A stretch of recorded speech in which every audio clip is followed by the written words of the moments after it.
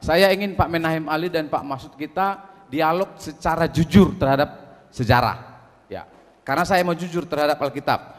Problema teks dalam Alkitab, contoh dalam 2 Samuel 5 ayat 13, di situ dikatakan jumlah anaknya Daud itu 11 orang.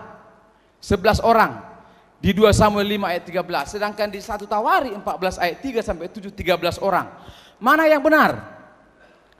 Ini mudah sekali untuk mengetahui ini karena Samuel ditulis oleh Nabi Samuel sekitar tahun abad 10 sebelum Masehi. Jadi sedangkan Tawari ditulis oleh Esra abad ke-6, jadi 400 tahun setelah Samuel. Jadi ketika Samuel menyaksikan jumlah anaknya Daud yang bertambah. Itu contohnya. Lalu saya mau perlihatkan lagi contoh misalkan penulisan dalam Alkitab yang namanya berbeda. Contoh dalam 2 Samuel itu disebutkan di situ namanya Hadadezer. Sedangkan 1 Tawari disebutkan Hadarezer. Mana yang benar? Ini masalah kritik teks dalam penyalinan Alkitab antara huruf dalet dan res yang sedikit sekali perbedaannya. Nanti kalau ditanyakan saya jelaskan lebih lagi. Tapi kita harus jujur, dalam Al-Quran pun ada perbedaan angka. Yang ingin saya garis bawahi adalah Al-Quran diterima oleh satu orang nabi, sehingga seharusnya tidak boleh ada perbedaan angka. Kalau Alkitab yang ditulis oleh berbagai nabi, beberapa nabi, sudut pandangnya bisa beda. Contoh, Pak Menahem Ali ini di sebelah mana? Sebelah kanan atau kiri? Kalau saya sebelah kanan saya, tapi kalau Pak Masud di sebelah kiri Pak Masud, kira-kira begitu. Kalau dalam Al-Quran, dalam surah 22 ayat 47, satu hari menurut Allah sama dengan 1000 tahun menurut manusia.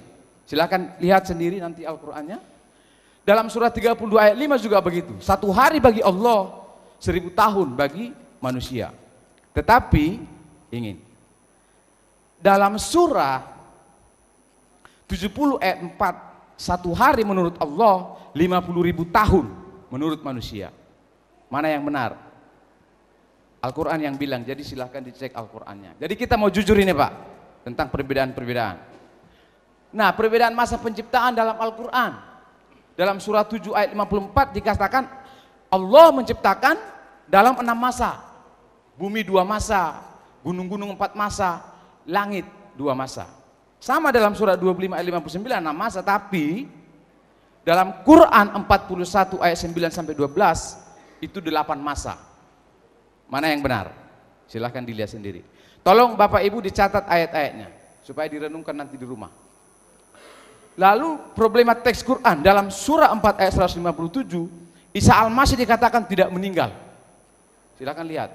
Tapi dalam surah 19 ayat 33, Isa Al-Masih disebutkan lahir, meninggal, dan hidup kembali. Coba dilihat kitab sucinya. Historisasi Alkitab, kalau Alkitab saya ada bukunya bahwa peristiwa-peristiwa dalam Alkitab itu semua dicatat oleh arkeologi bahkan zaman modern sekalipun. Saya bawa bukunya ini. Jadi fakta-faktanya bisa dicek. Coba kita perbandingkan dengan Al-Quran. Ini adalah buku yang ditulis oleh Muhammad Ahmad Khalafullah. Al-Quran bukan kitab sejarah. Dalam Quran, dalam surah 7 ayat 157 dikatakan ada di sana penyebutan Injil. Konteksnya itu adalah Nabi Musa sedang meminta ampunan terhadap 70 orang. Nabi Musa itu ada di abad ke-15 sebelum Masehi, sedangkan istilah Injil baru ada abad pertama Masehi. Karena Injil itu baru diharapkan abad 1 Masehi. Dalam bahasa Yunani istilah Injil baru ada dalam abad pertama. Dalam bahasa Yunani Evangelion. Mana mungkin dalam zamannya Musa ada Injil. Orang zamannya Daud yang abad 10 sebelum Masehi saja Injil belum ada. Istilah Injil belum ada. Jadi perlu dipertanyakan ini historisasinya ini. Lalu disebutkan dalam Quran dalam surah 19 ayat 28, Maryam itu ibu Isa Al-Masih. Karena saya nggak terbiasa menyebutkan Isa Al-Masih. Maaf. Dalam surah 66 juga dikatakan Maryam itu binti Imran, anaknya Imron. Bagaimana mungkin Maryam ibu Isa Al-Masih adalah saudaranya Harun? Karena Harun itu saudara Musa dan hidup abad ke-15 sebelum Masehi. Bagaimana mungkin? Coba nanti dicek itu, Pak. Lalu orang Samaria ada di zaman Musa. Dalam surat 20 ayat 85 sampai 87, orang Samiri ada di zaman Musa. Orang Samaria itu baru ada abad ke-8 sebelum Masehi. Kotanya saja baru dibangun oleh Raja Omri, Raja Israel, tahun 887 sebelum Masehi. Bahkan logam-logam yang tulisan atau istilah huruf Samaria itu ada baru tahun 722 sebelum Masehi. Kenapa di Al-Quran ada ini? Iya. Orang Samaria di zaman Musa nggak mungkin. Musa abad ke-15 sebelum Masehi. Jadi nggak mungkin. Jadi secara problem historisasi, saudara silahkan baca bukunya. Beliau berkata, ini terbitan para Madinah. Sekali lagi mohon maaf, ini terbitan para Madinah. Jadi bukan asal-asal buku ini. Beliau berkata bahwa semua peristiwa-peristiwa dalam Al-Quran tidak bisa dicek kebenarannya. Silakan baca bukunya dan direnungkan di rumah Bapak Ibu ya. Saya sudah bagikan. Problem manuskrip Alkitab. Ini saya harus jujur bahwa manuskrip Alkitab PL dan PB itu banyak. Manuskrip itu dalam di Islam itu mushaf. Sama saja artinya. Ada Targum, ada Septuaginta. Ini yang dikutip-kutipi oleh Pak Menahem Ali di bukunya. Bukunya beliau yang terbaru. Saya bawa bukunya tadi. Iya, dari salinan-salinan itu. Jadi beliau juga sebenarnya sangat percaya masalah salinan-salinan dan tidak ada masalah sebenarnya. Kenapa mati? Dalam perjanjian baru juga banyak sekali manuskripnya. Contoh manuskrip P46 sekitar tahun 80 Masehi ada contohnya. Iya, ada papirus manuskrip, ada contohnya. Saya banyak di laptop saya, lengkap manuskripnya. Ini contoh-contoh saja. Pesita yang sering disebut Pak Menahem Ali, Suryani, Syria dan seterusnya. Nah, problema mushaf Quran. Saya mau katakan bahwa huruf yang digunakan pada zaman Nabi Muhammad bukan huruf Nabateh atau Kufik. Masih huruf yang seperti ini Bapak Ibu. Jadi dulu kalau Bapak Ibu baca sejarah Islam, ketika Utsman, Abu Bakar, Ali Mas'ud dan Ubay dan seterusnya menyalin Al-Quran itu dalam bentuk papirus. Iya, kayu dan seterusnya. Sedangkan mushaf atau manuskrip yang tertua yang ditemukan itu baru abad 9. Mushaf Topkapi dan mushaf Samarkand.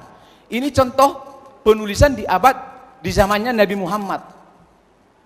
Nah, kalau penulisan atau mushaf yang tertua saja, mushaf Topkapi sudah ditulis dalam kertas, ya sudah bagus seperti ini ditulis, ya ini koin-koinnya pada abad ke-8 sekitar tahun 790. Ada pertanyaan yang besar. Ini contoh-contohnya mushaf Samarkand yang paling tua dan Topkapi abad 9. Jadi kalau pada abad ke-7, pada abad ke-6 Al-Quran sudah mulai disalin dalam bentuk huruf-huruf yang tadi yang masih hidup, belum ada harokatnya itu. Dipertanyakan rentang waktu 200 tahun dari sejak Nabi Muhammad itu tidak ada huruf-huruf yang asli sebenarnya. Jadi tulisan asli Al-Quran itu tidak ada. Tidak ada.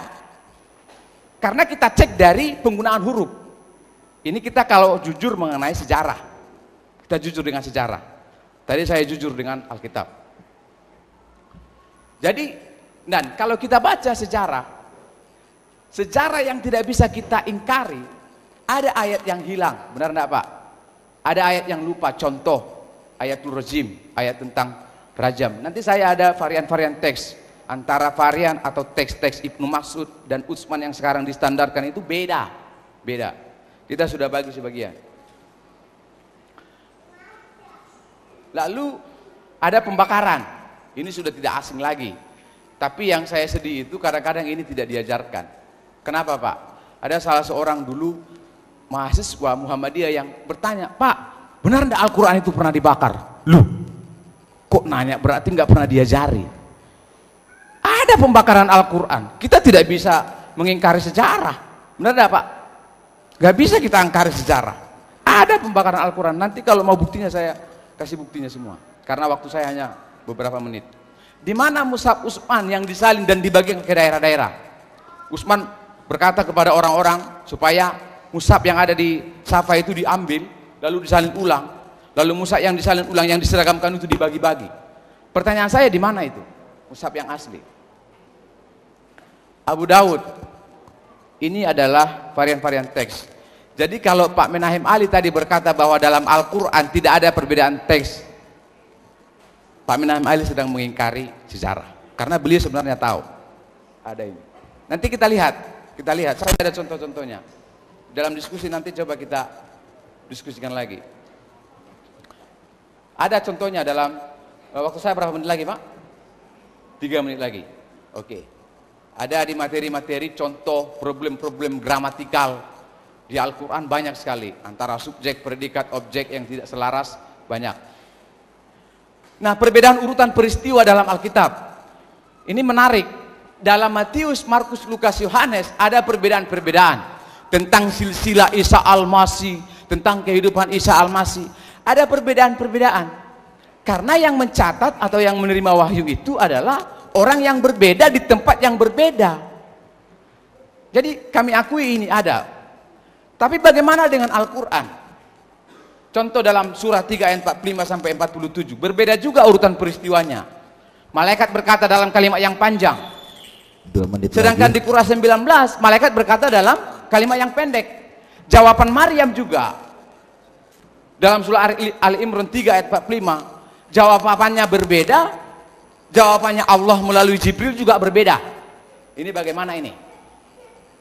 Peristiwa Musa bertemu dengan Allah yang ditulis berbeda dalam surah 20, dalam surah 27 dan surah 28. Itu berbeda semua itu. Ingat Bapak Ibu, yang menulis Al-Quran, yang menerima wahyu dari Allah hanya satu orang. Mestinya tidak boleh berbeda. Kalau saya melihat Bapak Ibu semua seragam pasti, karena satu orang yang melihat.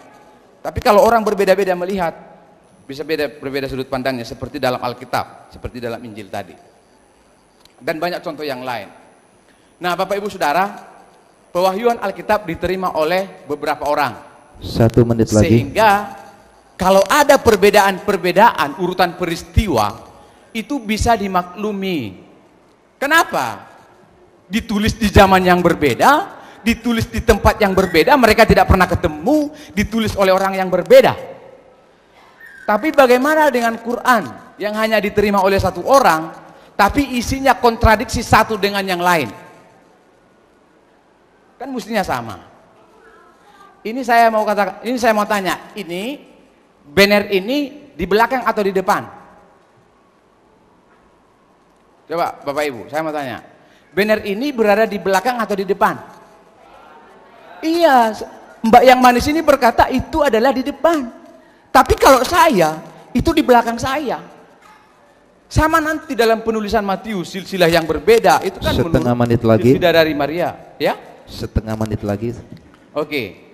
Tapi kalau Al-Quran yang ditulis oleh satu orang, kan mestinya nggak bisa berbeda. Kalau saya ini di belakang saya, ya di belakang saya. Nggak bisa ini saya katakan di depan saya. Lalu coba kita jujur kepada sejarah.